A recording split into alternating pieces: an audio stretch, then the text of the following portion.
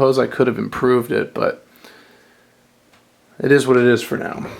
Spurgeon's sermons. What a mind Charles Spurgeon had, and what an eloquent writer and teacher. Next shelf up. This is Robertson's Word Pictures in the New Testament. Matthew, Mark, Luke, Acts, Paul's epistles or letters, John, Hebrews, Galatians, Ephesians. Then we have the works of Benjamin Warfield, otherwise known as B.B. Warfield. I'm sure you've heard that name. Bibles. And on the left-hand side, these 4 volumes, as well as this entire top shelf, comprise Calvin's commentaries. And John Calvin, whether you like him, love him, hate him, or despise him, was a brilliant, brilliant thinker, and he has so much knowledge packed away in these books here that I certainly haven't read them all, but I would consider it a major life's accomplishment to read through his work. Down to the right shelf, all the way in the bottom. A whole bunch of different stuff down here. Oh, excuse me. Squeaky tripod, sorry. I love the band Queen, and I've got some Queen music. I'm a guitar player. I play guitar, piano, write some music. I've done quite a bit of singing. And I've always loved Queen. So I've got Queen's greatest hits. I've got a couple of Bibles. Just a garden variety American Heritage Dictionary.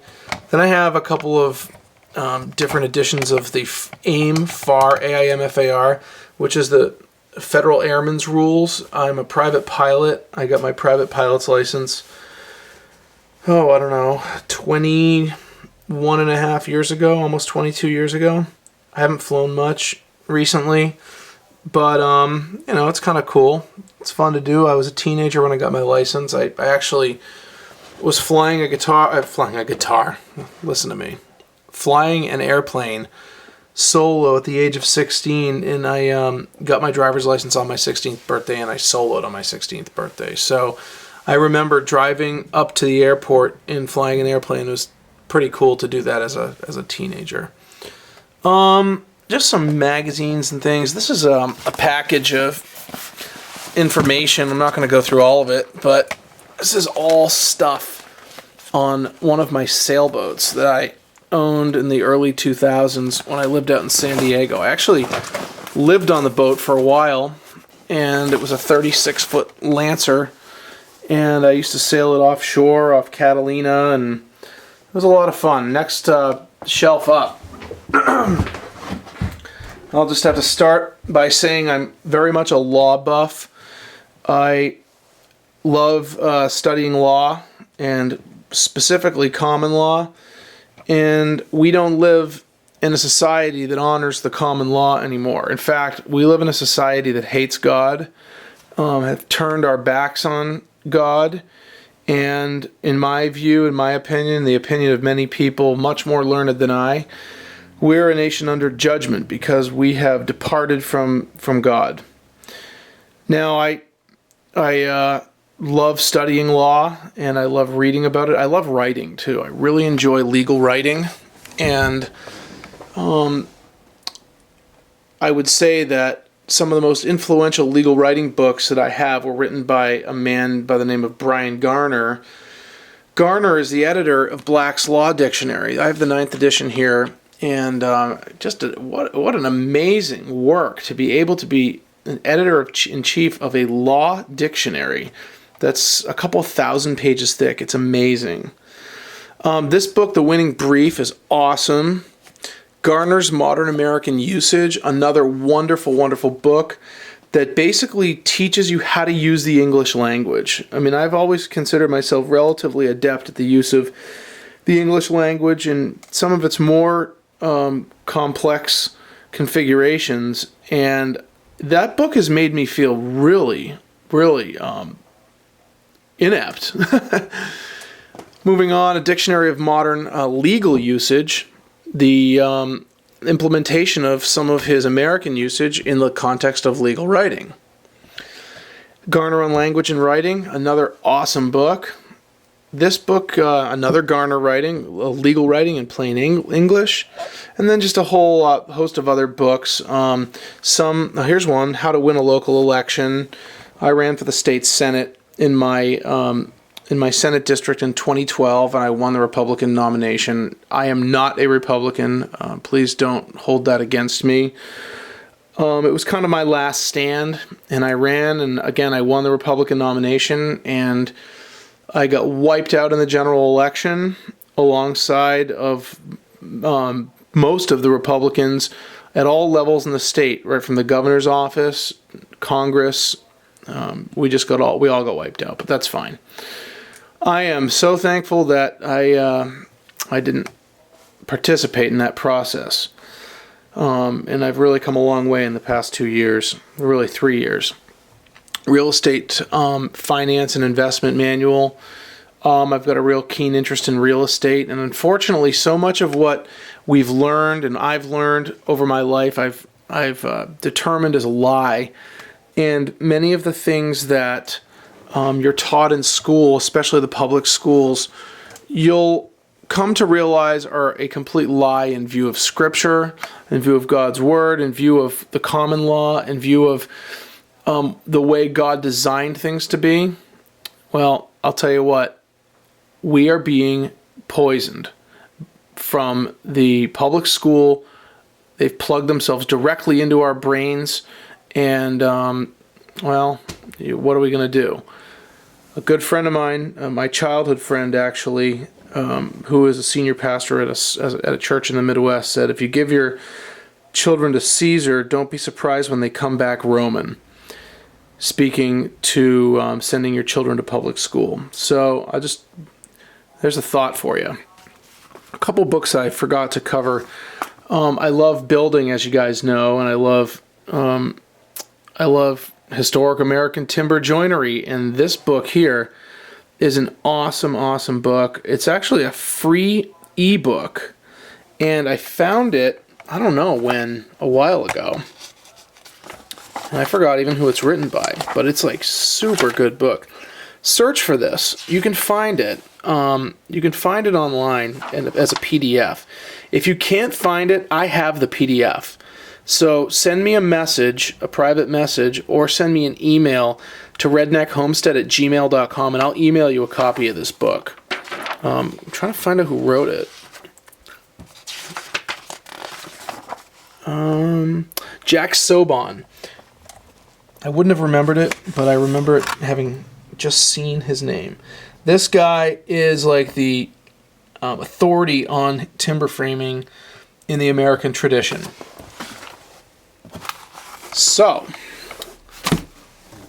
oops, flipped my camera upside down. Sorry about that. Also on the bottom shelf is some gun stuff. I'm a gun nut. You've probably seen a gun on my hip at one point or another in a video here and there. There are a million reasons why I love guns, and we're not going to go into that right now, but we will talk about that at some point.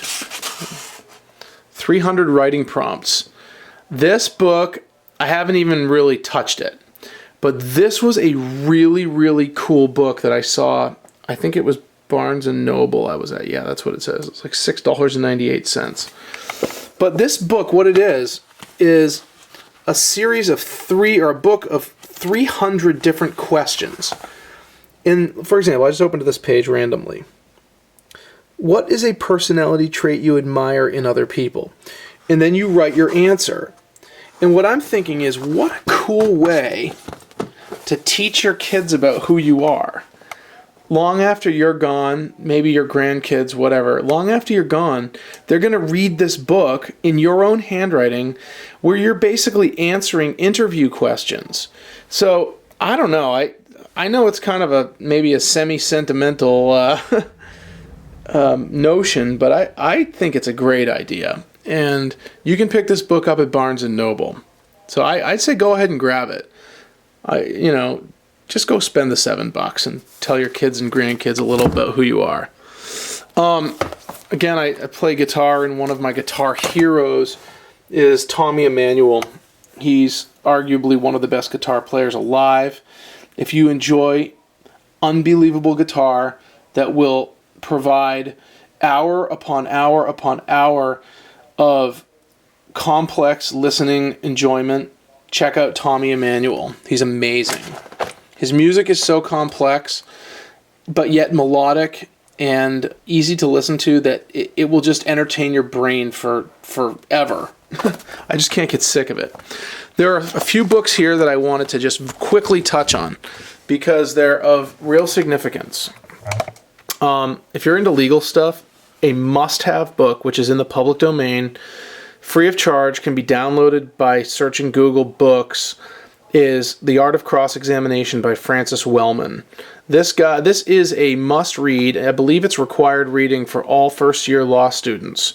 It's a brilliant book, and you need to read it. Wellman has another book in the public domain for free, and it's called Day in Court, The Subtle Arts of Great Advocates. And this guy really analyzes proper representation, proper advocacy. And as long as we're talking about law, let's talk for just a second or two about a very controversial subject. You might think that this anti-government movement handbook is some sort of crazy, wild plot to overthrow the government. Well, no, that's not the case at all. Actually, I didn't write this, and no political dissident wrote this. You know who wrote this? The National Center for State Courts. And what the National Center for State Courts is, it's an organization that courts and judicial infrastructures across the country contract with for the purpose of training court officials and judges on how to properly operate their courts. I mean, for example, a judge may be appointed to the bench, and he's never been a judge before, so he needs to learn how to be a judge. I'm sure there are procedural things that he needs to learn and pay attention to, and there are other tricks of the trade, quote unquote, and this organization, National Center for State Courts, has this publication, the Anti-Government Movement Handbook, among others, that is designed to teach judges about certain things. Well, this is how to silence people who are problems or threats to the continuity of government and the perpetuation of government and what I call the judicial tyranny that is afoot in this country. I mean, I just opened up to the first page of the table of contents here, and common law and uncommon courts, posse comitatus, avoiding legal authority, hidden history as justification, the posse and the common law, down to part 2, tactics in the courtroom, challenging subject matter jurisdiction. These are all totally viable approaches to conducting oneself in court. But this book here teaches judges how to basically stonewall people who want to challenge their dictatorial rule. For example, on page 35 here, the sovereign versus the corporate citizen. Though the precise contours of their philosophy differ among the various groups, almost all anti-government movements adhere to a theory of sovereign citizen. And then they go on here to teach the judge how to throw these approaches out of court. So this is an important book to recommend to you guys, because this book here can be gotten online. I actually ran across it totally accidentally. I don't even know how I got it. And it really teaches about how much they hate us, how much the judicial system hates us, and wants us to just be non-combative sheep that will follow and adhere to their every whim and edict. So go try to find this. All right, I'm sorry, I'm getting all carried away here, but there's a whole bunch of sailing books here. I love seafaring adventure books, and mostly true historical accounts. I've read a lot of books, some fiction, mostly nonfiction. Excuse me. One book that has left a particular impact on me is a book by Stephen Callahan called Adrift. He was adrift at sea for like 70-something days. And this is a harrowing account of true seamanship and survival skills.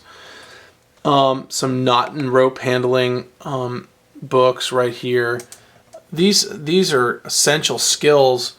These seafaring skills are essential to off-grid and wilderness survival as well. So I would encourage anybody who hasn't become proficient in rope handling, rope tying, and basic marlin spike seamanship to get handy with it.